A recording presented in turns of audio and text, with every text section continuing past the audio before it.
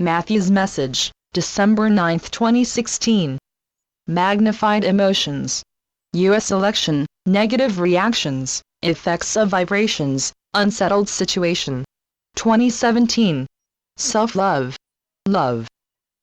With loving greetings from all souls at this station, this is Matthew. Always emotions intensify at year's end as people around the world celebrate with traditional religious services, stirring music, and festivities with family and friends. It is during this season that those whose lives are fulfilling feel more grateful than usual, and those whose lives are bleak feel more despairing. This year, with planetary vibrations higher than ever before in your history, feelings of gratitude for blessings and reaching out to those in need are correspondingly heightened. We wish you could see the brilliance of this magnified gratitude, generosity, and thankfulness for the sharing. It is a sight to behold. Vibrations also have played a very large role in the recent election in the United States, and let us speak first about the negative reactions to the outcome. We can feel the strong emotions of many people in that country, anger about a political system that doesn't honor the popular vote, apprehension about what has transpired in the weeks since the election, the fear of some families for their safety and the potential uprooting of their lives, anxiety about what lies ahead for the country. And, because that government's actions often have global impact, leaders of other nations are wary. We understand those feelings, and many of you have expressed them in emails to my mother. Dear ones, you can have peace of mind if you think about what you know that most people don't. The election outcome doomed the Illuminati's plan to put one of their own back in the White House after 8 years of having to fight a president who fought back to the extent he could. Planetary vibrations will strengthen and advance only endeavors that best serve Earth and all her life forms. Anything to the contrary cannot be long-lasting. Hard-won rights and progress and social justice cannot be dismantled. It is not the destiny of Earth's peoples to go backward, but to move ever forward toward peace, mutual respect, cooperation, and life in harmony with nature. The world where life is like that, and the planet is restored to health and pristine beauty, the world you are helping to create in linear time, already vibrantly exists in the continuum. So, while it may seem that the new administration and its direction is set in stone for 4 years, such is not the case. Several readers have asked if NESARA, National Economic Security and Reformation Act, is the solution to the situation that many around the world regard as a pivotal point in time. It is, and it would be resoundingly welcomed if everyone knew what is to ensue. Back to NESARA. The energy around this U.S. legislation automatically puts it in the realm of possibility, but one unlikely to bear fruit imminently. Not only is the act not widely known, but some who have heard of it don't believe it is valid. Some who do believe it is, have misconceptions about it. And others, including some members of government, believe the disinformation posted on the government's NESARA website. For readers who aren't familiar with NESARA, typing the word in the search blank on www.matthewbooks.com will access dates of the numerous messages that include this topic.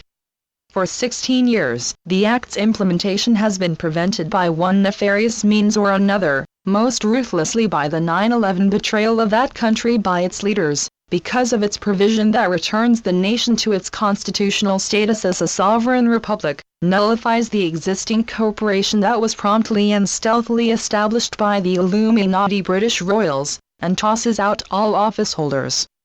If for that reason only, the new administration would keep the act under former President Bill Clinton's gag order that legally prohibits anyone who knows of it to ever speak about it publicly. And, the Illuminati within and beyond Congress will continue doing whatever it takes to keep the lid on NESARA because all of its provisions were designed to end their control of that country and ultimately, the world.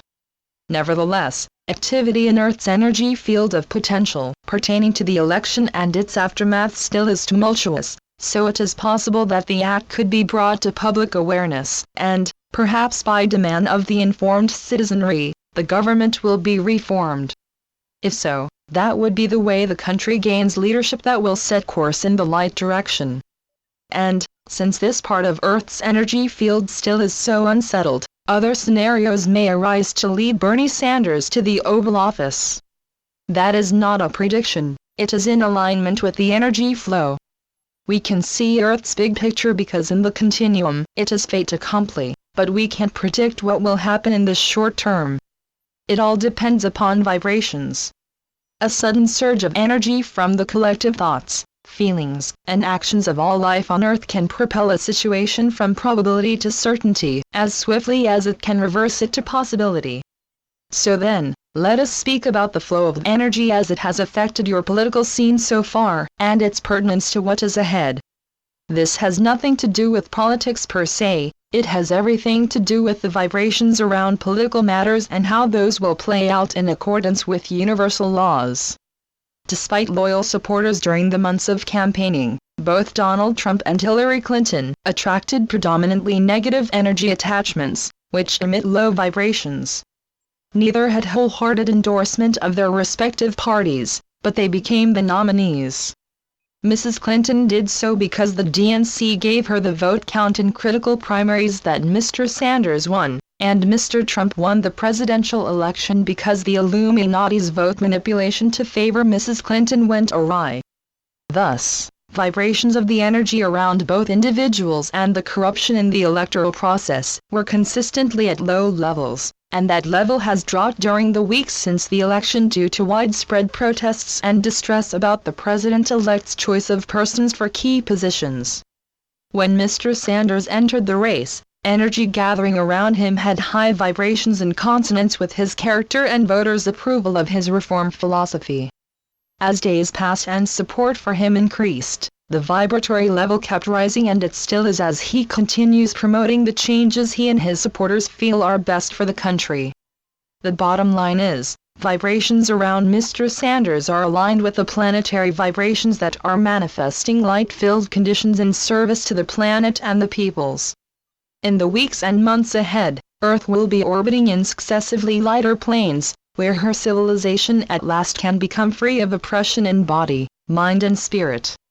Now then, some time ago we told you that 2017 ends the decade of delay in society's conscious and spiritual attainment that Earth's Golden Age master planners had anticipated would be reached by 2007.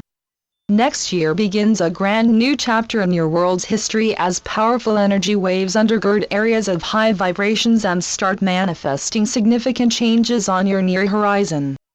But please do not expect the unfolding to be smooth sailing all the way.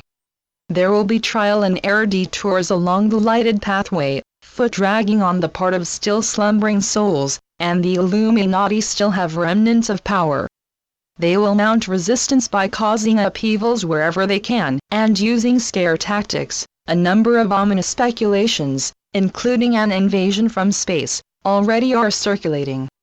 Souls from advanced civilizations living among you and in your skies will continue to prevent anything that could endanger you, and soon the Illuminati will have to accept the truth. Their long dark ages of controlling life on Earth have come to an end.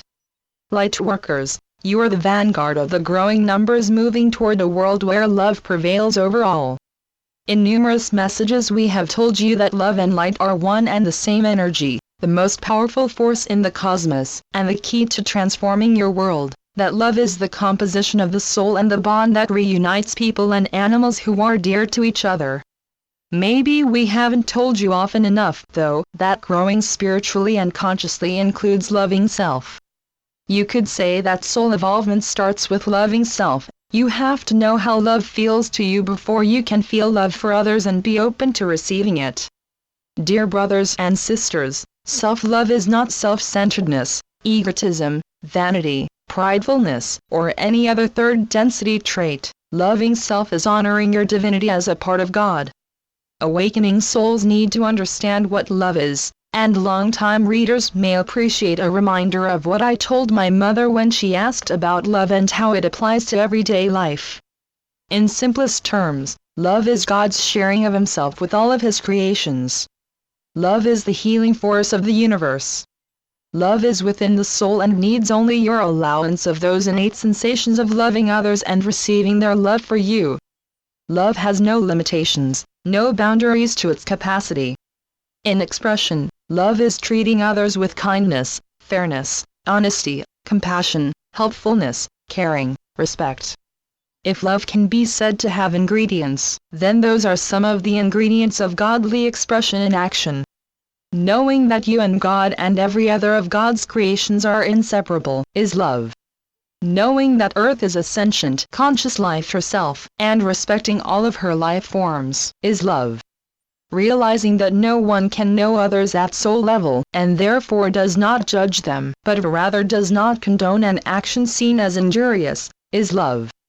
Listening to one's good self is love. Living the kind of life that engenders loving self is love. Feeling joy yourself when you see it in others, is love. Doing something that brings joy to another is love. Forgiveness of self and others is love. Sharing your resources with full heart is love. Doing good deeds without attaching expectations is love. Feeling peace of heart and mind is love. The quiet thrill of seeing a sunset or hearing a songbird is love, and a smile is one of the simplest and most radiating expressions of love. In any or all of these instances and many others that you may encounter that instinctively you know are love in action, you are manifesting your love for and of God. Mother, I don't think I've told you anything at all surprising. But perhaps it is good to have some references as a guiding light in these times when darkness may seem to be overshadowing the magnificent abundance of love in your world. That excerpt from Love in Everyday Life chapter of Illuminations for a New Era was transmitted soon after Matthew and I started communicating telepathically in January 1994. As you celebrate this season, please keep in mind the bounty of goodness in the love that you and countless others are radiating. Never underestimate the power of love to change lives and your world. Love is the doorway to Earth's golden age in full bloom. We wish joyous holidays and a wondrous new year to you, our beloved family. Love and peace. Channeled by Suzanne Ward. www.matthewbooks.com